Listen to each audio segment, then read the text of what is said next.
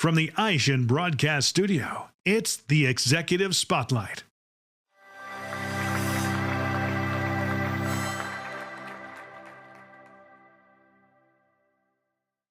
Welcome to the AutoSuccess Executive Spotlight. I'm your host, Brian Ankney. Today our guest is Tyler Nathan from TBF Jupiter. Welcome, Tyler. Hey, welcome, Brian. It's good to see you. Yeah, great to have you back in the studio again. Glad to be here. Yeah, so I kind of want to dive right in. Let's talk about cash flow. What is the effect on cash flow for a dealership if ROs aren't processed, quickly? Well, we get many times dealers call us and they're in trouble, and it affects their cash flow a lot, especially if they're slow in processing the claims. It can affect technicians' payroll. Of course, in every business, cash flow is king when you're paying for your inventory, and now you've got money that's tied up in warranty. We're able to free that money up and get them paid. Well, now you help dealerships with that, and talk to me a little bit about what are the advantages, disadvantages of using a partner like you to handle the warranty processing? Well, many times in a dealership that the warranty administrator becomes kind of a nanny, if you will, and they run around the dealership and they have to correct items that are wrong on the tickets. They spend a lot of time doing that. In our system, we set it up to where we help encourage the ROs to be written up properly from the beginning. Mm-hmm. So we do come out and spend time with the dealership, training them to help them get over that process when they're switching from somebody who's been running around, taking care of all that stuff. And this, what it does is most of those things that are missed on the front end create more troubles later. And even if you have a great warranty admin, sometimes items that were mistakes, if you will, in the write-up or with the technicians cannot be corrected. And so that's why our program is better, because it helps your team generate proper tickets. And we work directly with advisors and keep management in the loop. So it works very well.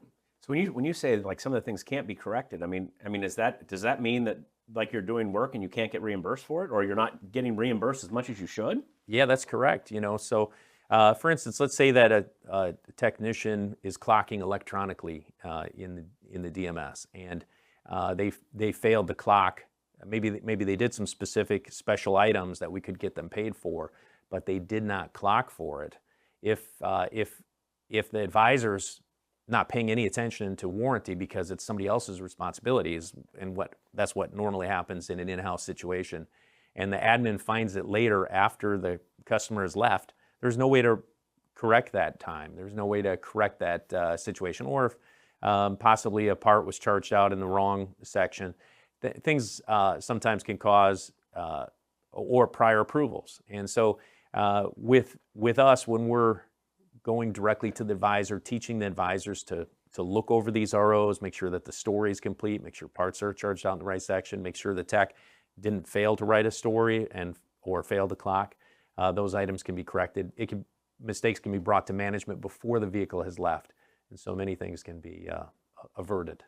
Wow. So not only does it eliminate headaches, but it also has a direct impact on the amount of money you're getting reimbursed for that work that you're doing. Absolutely. Yeah. You definitely, a lot of times, and that's one of the things that, like I said, that we really help install in dealership is the proper management.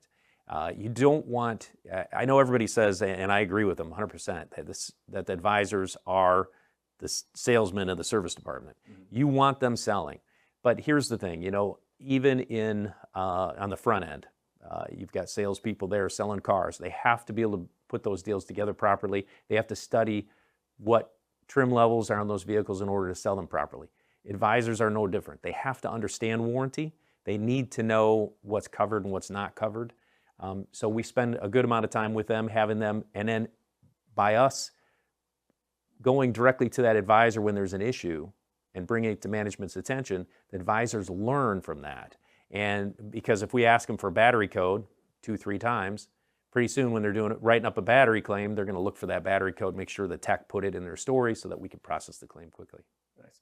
Well, and I mean, I imagine that that by doing it properly and getting a larger reimbursement and getting all the right time and getting all the right parts, I mean, it's probably benefiting not just the dealership financially, but the technician is probably going to get paid for things that maybe he wasn't getting paid for before, and that service advisor as well, right? I mean, it's in everybody's best interest.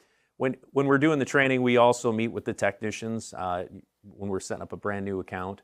And we'll spend an hour. Generally, the dealership will get pizza or something for them, and we'll talk to them, through the noon hour. And we've got handouts that are specific to each make.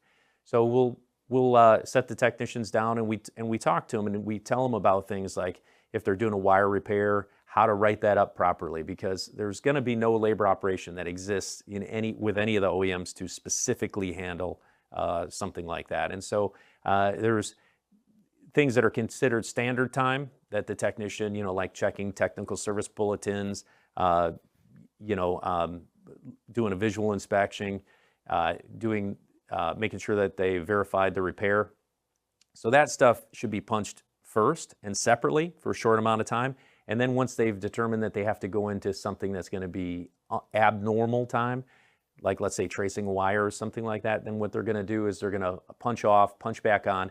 And some of the DMSs, you have specific ways to flag those punches too, so we kind of go over that. But they'll punch back on, and then they'll do that wire tracing. Then they'll punch off when they find the problem, fix the repair, so that'll be a separate punch. And then they'll also do a final punch to reassemble the vehicle, because all of that time where they were tracing the wire and then reassembling, we can get paid usually as straight time, depending on the OEM's rules and so forth, but in most cases. Well, yeah, I mean, then everybody wins in that scenario, because nobody likes to work for free. That's right. There's a lot. Well, that's actually a great segue to my next question. Yeah, because I know you don't work for free either. How does your service work? So if a dealership says, boy, I want to get paid, more for my warranties, how does the pricing work for something like that? Well, we've been doing this for a long time now, like 36 years, and with warranty, the devil's in the details. And so back in the old days, we used to just do it like a flat percentage. But the problem with that is, as everybody's looking at right now, nobody knows which way the market's going to go. Is it going to go up? Is it going to go down? Everybody kind of has their finger in the air, just trying to figure out which way the wind's blowing. And so with us, it really doesn't matter, because our pricing, we use chart pricing. And why we do that is that it adjusts based on the market. So all of a sudden, let's say you're in a growing market and you're adding more and more technicians, and your shop is growing, automatically you're going to get continued discounting built into our pricing, because as you escalate up the chart, sure, you're going to pay us more for doing more work for you, but the rate is decreasing. So instead of paying overtime or having warranties fall behind because you have a fixed solution like an in-house person, now our system is going to actually give you a better and better rate. And likewise, if your market's slowing down, you're going to pay us less. Sure, the rate slightly is increasing to cover so that we don't have to come and ask you for a raise, but it's always the right size. That's the way that that the chart pricing is. And so it's going to be effective if you're a huge dealership or a very small dealership. And once we get it set up, it runs for many. Our goal is long-term partnership. Gotcha. Let's go back to the RO. I mean, if a dealership's doing everything right, who should be flagging warranty on the RO? Yeah, so this is a huge. I come into a lot of dealerships, and there's a huge amount of money here for many dealerships, and it's because in an in-house system, it's a finite system, right? It's all dependent on the warranty admin who's going to flag the warranty time in most cases, right? And that is the best way to do it if you're in-house, right? If you have an in-house person, your most cost-effective way is to have that warranty admin flag the time. But that's not what happens, and here's why. There can be turnover in that position, or let's say that the person just takes a week vacation. Then everybody's like, well, how are the techs going to get paid, right? So the techs are all paid flat rate, and somebody has to book those ROs. And so what happens quickly is when they have problems with having that admin being available at crucial times, like when payrolls due, they come up with the idea of, let's have the advisors do it, okay? That sounds good because advisors are already booking customer pay and internal, which is much, much easier. And so it starts off that way, but what quickly happens is the technicians don't trust some of the advisors, right? And also the advisors themselves are vary in their abilities. And so what'll happen is quickly the technicians will assume looking at the labor operations, and maybe even the dealership supports that. But the problem is when you have your technicians looking up labor operations, I guarantee you it's slowing them down a minimum of 24 minutes a day, okay, for warranty labor ops. And I've talked to technicians all over the country, and I'll say, how long does it take you to look up warranty labor ops every day if you were to average it? And it's at least 24 minutes a day. It depends on the make. Sometimes it's worse than that. And when you multiply that out per tech, that's 2 hours lost in productivity per tech per week.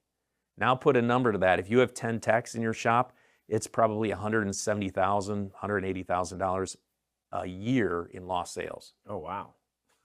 Yeah, so that's a very expensive solution to flag those times. So the good thing with us is that you get, we have people that are skilled, and when they're on vacation, we have somebody else who fills in who's just as skilled, right? So they'll do an introduction. They'll say, hey, I'm going to be gone for next week, and so is going to cover our work.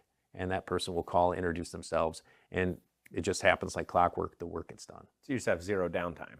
Exactly. We also pay attention to when the dealership's payroll is due.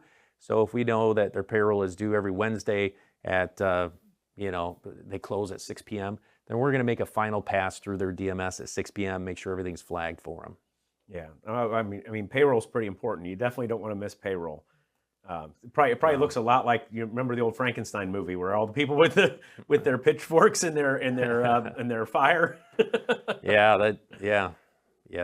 Technician and techs are so key nowadays. Everybody needs techs, and so and that's one of the things techs and like they shouldn't tolerate is troubles with their pay. Absolutely.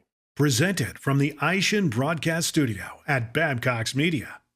Well, I mean, and it sounds like, I mean, you bring up the need to keep your techs and find techs. If you're finding ways to pay them more money on the work that they're already doing, that probably makes for a lot happier technician. Absolutely. We're big believers in being as efficient as possible with your technicians. That's going to make your techs happier. They're going to make more money, and they have many of them get more confident. And that's another reason why we talk to the techs, is they see that we're the real deal. We're here to, we're just like a CPA that represents the dealer. You wouldn't ever want to totally automate your finances. And the same goes here. We have skilled warranty administrators who are specialized in that make, and it's they're career minded. I mean, they've been doing this for 10, 15, 20 years before we even hire them. Mm-hmm. Then we vet them, make sure they're as good as their resume, and also teach them the way that we do things. And it works out great. Now, you did bring up a little bit of the uncertainty that we have right now in the economy. And people tend to not like to make decisions when they're uncertain about things. Is now a good time for a dealership to consider, outsourcing their warranty? Absolutely. It does. I've always I've been in the business now for almost 30 years. This November it'll be 30 years, and in that time I've gone through many times, and I've seen that our business does great in a great economy. It does very good in a slow economy because dealerships are looking to save costs, and we are a cost savings for them. And but it also, but in these times where there's indecision, maybe it's an election year or something like that, or there's indecision. Sometimes there's a hesitancy on the dealer's part, and that can be because they're just trying to determine again which way the wind's going to blow. Yeah. But that's the nice thing about our program is no matter what is going to happen, if it goes up, if it goes down, what's changing the market, you're always going to pay the right amount with our service. It's going to adjust as it goes, and it's always going to support your team. And the best part is it really frees up your service management so that they can focus on more important things. If you really boil down a dealership's business and you say, what does a dealership have to do to be successful? It's sell cars and service customers so that they keep coming back to buy more cars, right? And also to buy more service and parts. And so I say service the customer because, you may have fixed the vehicle perfectly, but if that customer is not fixed, in other words, if that customer doesn't feel that they received value there at the dealership, they might never be back. And so if, if a dealership really focuses in those areas. Now, notice I didn't say anything about warranty administration, because if you take care of those things, warranty is a secondary reactive income source. So in other words, you're going to have plenty of warranty work. Yeah. But with it comes, a lot of time wasters. Studying, there's a lot of administration. It ties up service management. And so we really kind of free management up. Take that, if you will, it's almost like taking a tax of time off of service so that they can focus on those. And so the best thing is, in a changing economy, if it's going which way it's going, it allows the dealership to react much quicker, because they're not sitting there worrying about, what are we doing with our warranty claims? We better hire somebody, or we've got to lay somebody off or something, or cut their hours back, that sort of thing. Let's dive a little bit deeper into that. Like as far as the day-to-day goes, if a dealership has been doing it with on their own, and then they decide to have somebody like you do it for them, like what are they going to notice right off the bat day to day? Like how are things going to be different? Yeah, so we're a daily process, so we're going to get into their system and process claims daily. Now we're not in there all day long. We're going to get in, get our work done, come back tomorrow. Mm-hmm. And so we do that, and then we're going to hit their deadlines. And up front, the big change, again, like I said, we're going to come out to the dealership. We're really going to help them install a process where it encourages knowledge with their advisors and their techs, because we're going to be going right to the source, asking them for information. So when we get an incomplete claim, for instance, we're not going to throw that on the service manager. Some shops set it up that way, but the problem is then the service manager is spending a bunch of time giving us information, and their team doesn't necessarily get better. And so we're really about a long-term relationship, and we want to relieve as much of the pressure of warranty off of their whole entire team. So, but yeah, they're going to see a daily process, and they're going to see that their schedule's staying clean. Their open RO list, we grab the tickets right out of the DMS. There's ways that they can, depends on the DMS. Some of them flag them a color. Sometimes, like in Reynolds' case, we just grab them based on like a report that we run for open ROs once customer pay has been closed, things like that. Well, I want to shift gears. No conversation in today's world can be complete without talking about AI. And AI is affecting every aspect of our lives. As far as warranty goes in the service department, what do you see AI doing now, and what do you see is coming, for us in the future with AI? Well, I'm no expert on AI, just to get that out of the way. But first off, from what I understand, there's this general AI intelligence is what most people think of as AI, where the computer is thinking like a human. Okay, that is definitely not in our space at all. So there's some companies are trying to automate the process as much as possible. By automating, it's like, if you will, it's kind of like a template of circumstances. So if this circumstance exists, this part is used, this story mentions this, then we'll do this.